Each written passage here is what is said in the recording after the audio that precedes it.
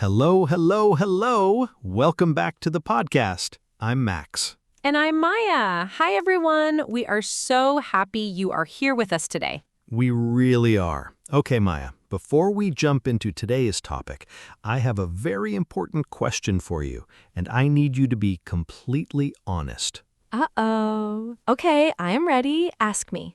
Have you ever gone to bed at 10 p.m. feeling extremely tired, but suddenly it is 2 a.m. and your eyes are wide open because you were thinking about a tiny mistake you made 5 years ago?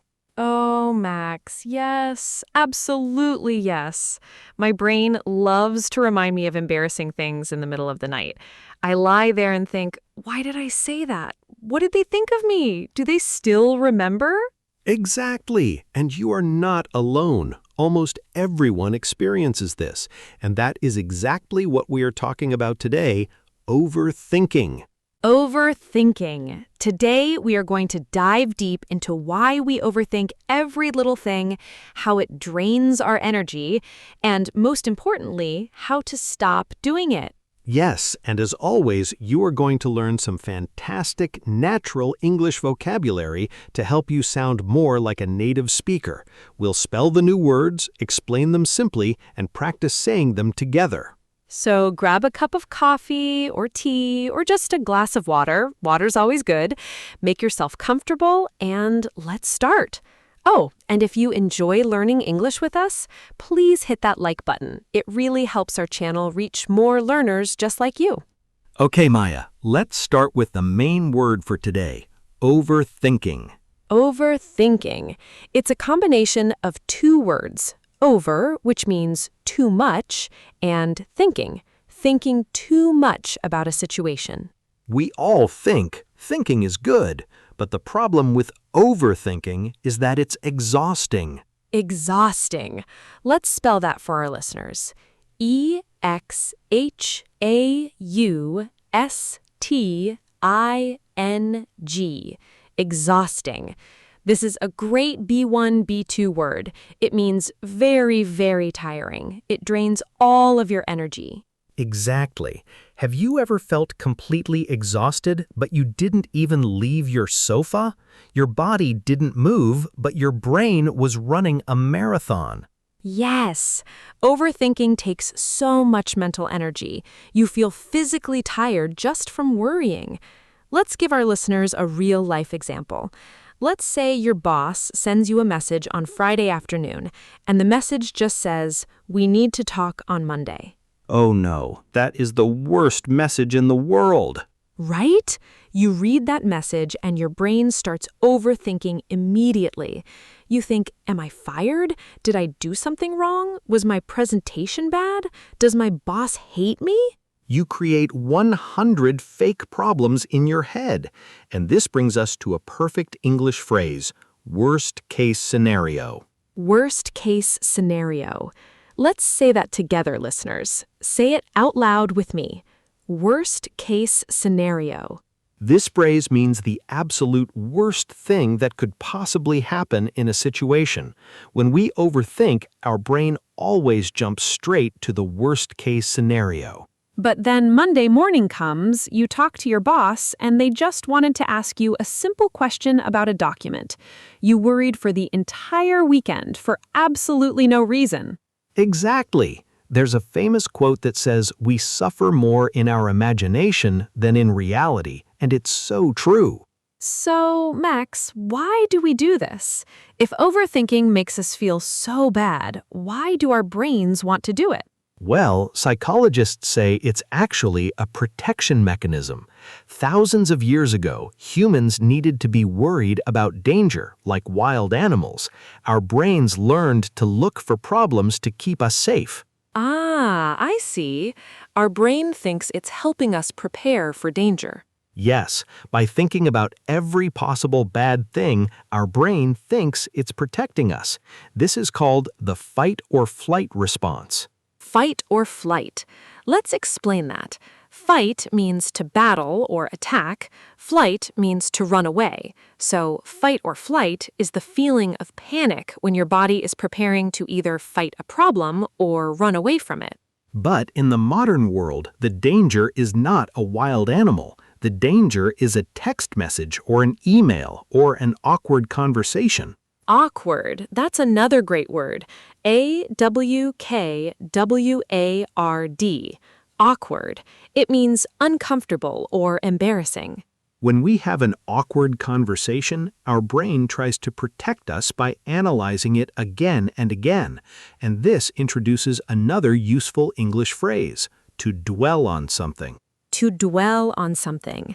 DWELL, to dwell. This means to think about a bad situation for a very long time. You just can't stop thinking about it. For example, I made a mistake during my English presentation, and I just can't stop dwelling on it. And dwelling on the past is useless. Why? Because you can't change it. The past is already gone. There's another type of overthinking that we haven't talked about yet. It's not about the past, it's about the future. It happens when you need to make a decision. Oh, yes, deciding what to do. Have you ever spent an hour trying to decide what movie to watch on Netflix? You look at all the options, you read the reviews, you watch the trailers, and suddenly an hour is gone and you haven't watched anything. Yes, or looking at a restaurant menu for 20 minutes because you're terrified of ordering the wrong food. We call this to second-guess yourself. To second-guess yourself. Let's break that down. It means to doubt your own decision after you have made it. You choose the pasta, but immediately you think, maybe I should have ordered the pizza? Did I make a mistake? When we overthink decisions, we get stuck. In English, there's a rhyming phrase for this: analysis paralysis. Analysis paralysis. Analysis means thinking deeply about something. Paralysis means you are frozen. You cannot move. So, analysis paralysis means you think so much about a choice that you become frozen and you do nothing at all. It happens to language learners all the time. You want to speak English, but you overthink the grammar. You think, wait, is it present perfect or past simple? Do I use in or on? You think so much that you stay silent. You get analysis paralysis. Yes, and staying silent is the only real mistake in language learning. It's always better to speak with mistakes than to say nothing at all. Okay, so we know what overthinking is. We know it's exhausting. We know about the worst-case scenario and analysis paralysis. Now let's get practical. How do we stop?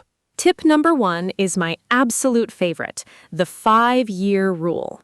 The 5-year rule. Explain how this works for our listeners. When you're overthinking a small mistake, stop, take a deep breath, and ask yourself, will this matter in 5 years? Wow, will this matter in 5 years? Almost every time, the answer is no. If you wore the wrong shoes to an event, will it matter in 5 years? No. If you mispronounced a word while speaking English, will anyone remember it in 5 years? Absolutely not. If the answer is no, you should not spend more than 5 minutes worrying about it. Perfect rule. Okay, tip number 2, do a brain dump. A brain dump? What a funny phrase. A dump is a place where you throw away trash. So what is a brain dump? It means getting all the messy, stressful thoughts out of your brain and throwing them onto a piece of paper. You just write down everything you are worrying about. Why does that help? When thoughts stay trapped inside your head, they feel huge and scary. But when you write them down in a list, you can look at them and say, oh, this is actually a very small problem. I can fix this easily. Writing gives you peace of mind. That's a beautiful English idiom, peace of mind. It means you feel calm, safe, and your mind is quiet. We all want peace of mind. Let's say that phrase together. Peace of mind. Tip number 3, break the cycle with physical action. Overthinking usually happens when we're sitting still, lying in bed, or staring at a screen. Your body is doing nothing, so your brain does everything. Exactly. So, if you catch yourself overthinking, get up, move your body, change your environment. Go for a walk, wash the dishes, do 10 jumping jacks, call a friend to talk about a completely different topic. Yes, doing something physical pulls your brain out of the past and puts it back into the present moment. And finally, tip number 4, you just have to let it go. Let it go, just like the song from that famous animated movie. To let it go means to stop holding on to a problem. You accept it, you learn from it, and you move on. Okay, listeners, it is time for our favorite part of the podcast, the speaking practice. Yes, this is where you don't just listen passively, you actively train your mouth to speak English. Today, we're going to say some positive affirmations to help you stop overthinking. I will say a sentence slowly, and I want you to repeat it out loud wherever you are.